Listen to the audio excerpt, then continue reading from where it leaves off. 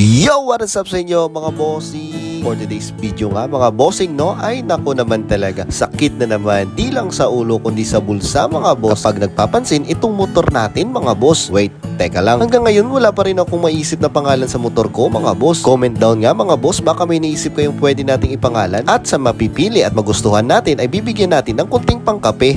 Kuripot. So anyway mga bossing, no? Dito nga tayo ngayon sa Honda, dito sa Katiklan, kung saan ay umarte na naman itong motor natin mga boss. Papagawa natin yan. At kung maligaw nga kayo dito mga bossing, no, tapos ipapaayos nyo ang inyong mga motor, lalo na ang mga naka-Honda dyan, hanapin nyo lang itong si Bossing Eric. Siya kasi yung taga-Kuti. Abaw, taga-Kuti. Taga-ayos ng mga motor natin mga bossing kapag medyo magtampo ang ating motor. Anyway mga bossing, ang problema pala ng motor natin mga bossing ay ayaw bumalik ng preno sa likod. Yung parang pinipigilan niya na gumulong ang gulong.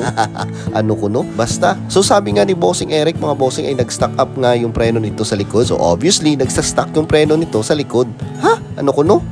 Kaya ito nga't ginawa ng paraan ni Bossing Eric mga boss. Syempre naman. Syempre habang naghihintay tayo dyan sa pagbukad, pagbukad ay medyo napapaisip na rin tayo mga bossing. Kung ano talaga yung problema at dahilan. Kung malaki bang damage o malaki ang babayaran. Parang pasyente lang pala itong mga motor natin mga bossing na nasa hospital. Habang ikaw naghihintay ng resulta. Habang naghihintay nga mga bossing, nagkaramdam tayo ng gutom kasi maagap tayo dyan sa Honda. Kasi minsan mahaba rin yung pila ng mga nagpapaayos. At eto nga, merienda muna tayo ng burger dito sa may Franks mga bossing. At pagbalik natin mga bossing, eto nga't good news na ayos na ni Boss Eric ang ating motor. Ay, tagumpay ang operasyon.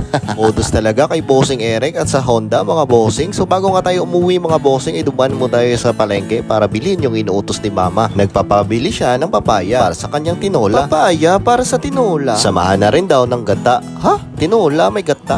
Habang nasa daanan nga ako mga bossing, nakasalubong ko itong classmate ko dati nung college at yung tropa ko. At sa'yo, Tol Rofo, shy type pa rin yun. Eto na, bago tuluyang umuwi, dumaan muna ako sa frutas para bumili ng fruit shake mga bossing. And that's it for now mga bossing. Thanks for watching. This is Boss D. Aba.